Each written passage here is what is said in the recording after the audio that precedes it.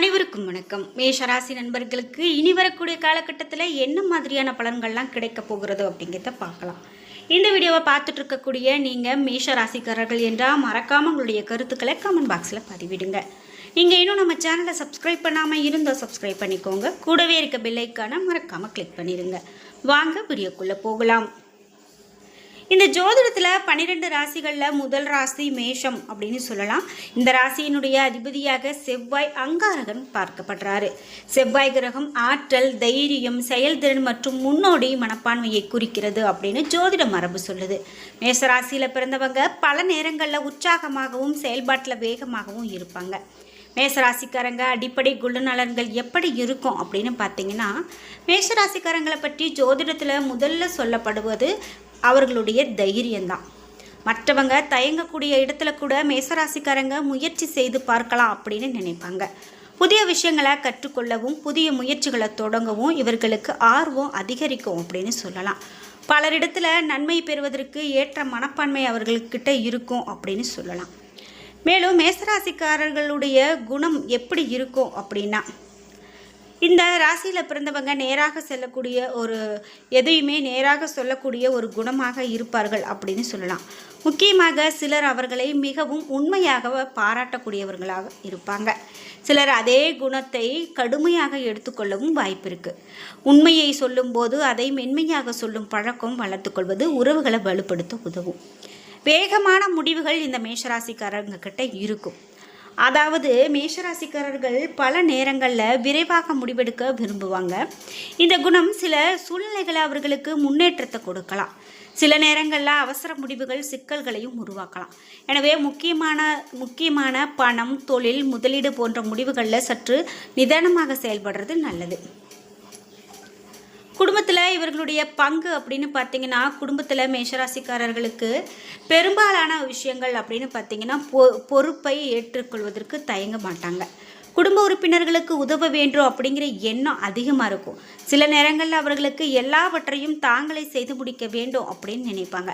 அதனால் வேலை பளுவும் மன அழுத்தமும் அதிகரிக்க வாய்ப்பு இருக்குது. குடும்பத்தில் மற்றவங்களுக்கும் பொறுப்புகளை பகிர்ந்து கொள்ளக்கூடிய நல்ல சமநிலை உருவாகும்.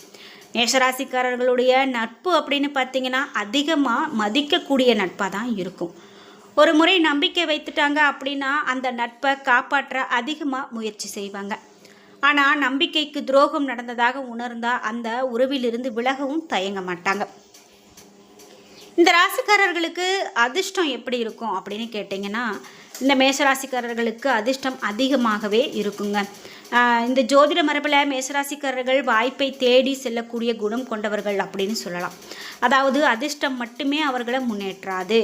அவர்களுடைய முயற்சி, தைரியம், உழைப்பு ஆகியவற்றை இணையும் போது பல பலன்கள் அவர்களுக்கு கிடைக்கும் அப்படின்னு நம்பப்படுது.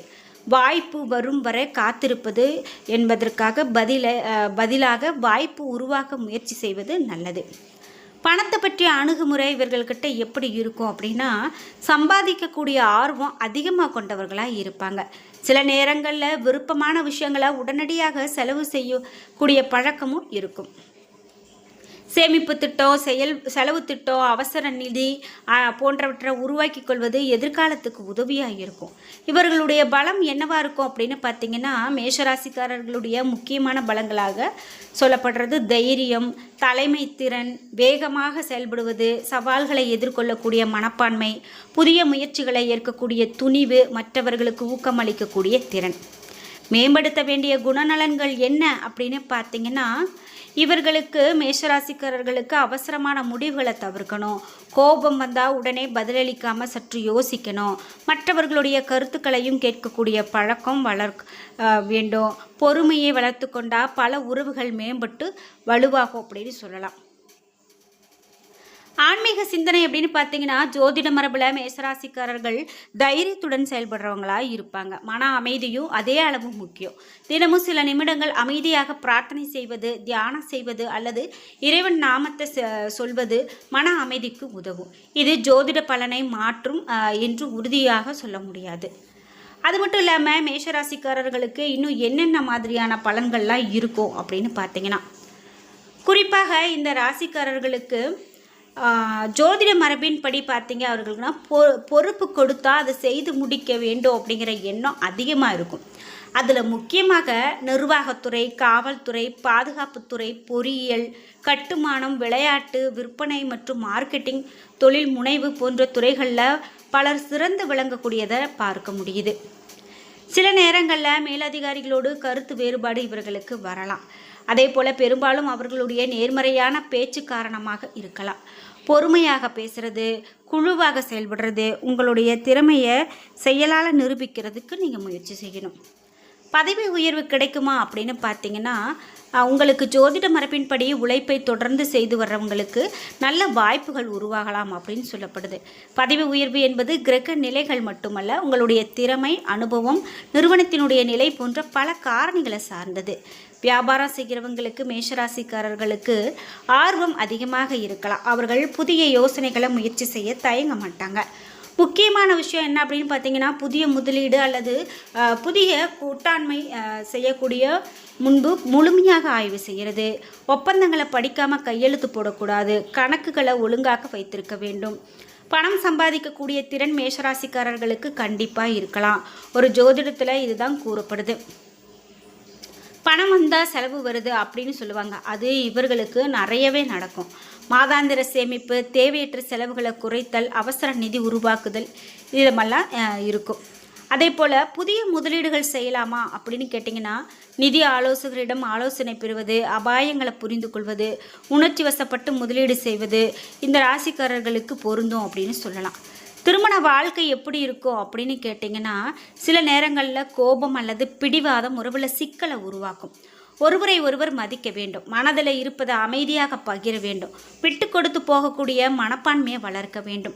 திருமண வயதில் இருக்கிறவங்க அப்படின்னு பார்த்தீங்கன்னா, அவசர முடிவுகளை தவிர்க்கிறது நல்லது.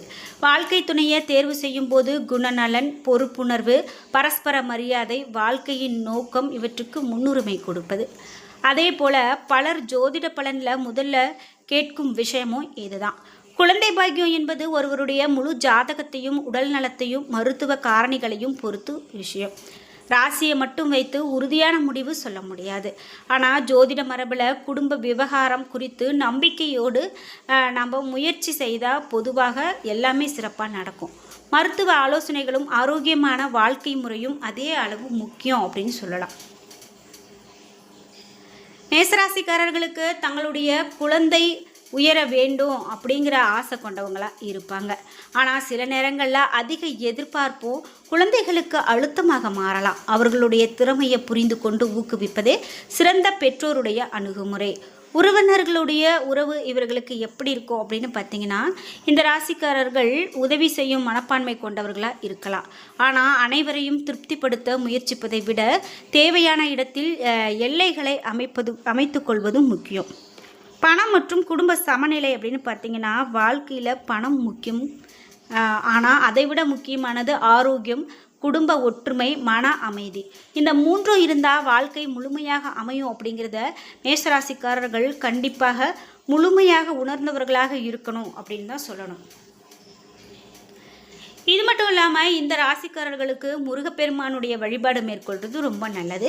முருகப்பெருமான் தைரியம், ஞானம் மற்றும் வெற்றியினுடைய அடையாளமாக பக்தர்களால் வணங்கப்படுறாரு. மேஷராசிக்காரர்கள் ஓம் சரவணபவ, கந்த சஷ்டி கவசம் போன்ற வழிபாடுகளை தங்களுடைய பக்திக்கு ஏற்ப மேற்கொள்ளுவாங்க. எந்த நல்ல தொடக்கத்திற்கும் விநாயகருடைய வழிபாடு முக்கியமானது. இதனால் பல குடும்பங்களில் விநாயகருடைய வழிபாடு முதன்மையாகவே கொண்டு வழிபடுறது இன்றைக்கும் நடக்குது. செவ்வாய்க்கிழமை அல்லது சதுர்த்தி நாட்களில் விநாயகரை வணங்குவது பலருடைய ஆன்மீக வழக்கமாக உள்ளது. ஓம் நமச்சிவாய என்ற பஞ்சாட்சர மந்திரத்தை பக்தியோடு ஜபிப்பது மன அமைதியை அளிக்கும் என்று பல பக்தர்கள் நம்புகிறாங்க. சக்தி வழிபாடு அப்படின்னு பார்த்தீங்கன்னா, சக்தி வழிபாடு செய்யக்கூடிய குடும்பங்களில் தங்களுடைய குலதெய்வம் அல்லது ஊர் அம்மனை வழிபடுவது முக்கியமானதாக கருதப்படுது. எந்த கோவிலுக்கு போகலாம் அப்படின்னு பார்த்தீங்கன்னா, குலதெய்வ கோவில், முருகன் கோவில், சிவன் கோவில், விநாயகர் கோவில், அம்மன் கோவில். என்ன நண்பர்களே, இன்றைக்கி வீடியோவில் மேஷராசிக்காரர்களுக்கு பலன்கள் எப்படி அமைய போகிறது அப்படின்னு பார்த்து தெரிஞ்சுக்கிட்டோம். வீடியோ உங்களுக்கு ரொம்ப பயனுள்ளதாக இருந்திருக்கும். வீடியோ உங்களுக்கு பிடிச்சிருந்தால் லைக் பண்ணுங்கள், ஷேர் பண்ணுங்கள், கமெண்ட் பண்ணுங்கள். நீங்கள் இன்னும் நம்ம சேனலை சப்ஸ்கிரைப் பண்ணாமல் இருந்தால் சப்ஸ்கிரைப் பண்ணிக்கோங்க. கூடவே இருக்க பெல் ஐக்கானை மறக்காமல் கிளிக் பண்ணிடுங்க. நன்றி வியூவர்ஸ்.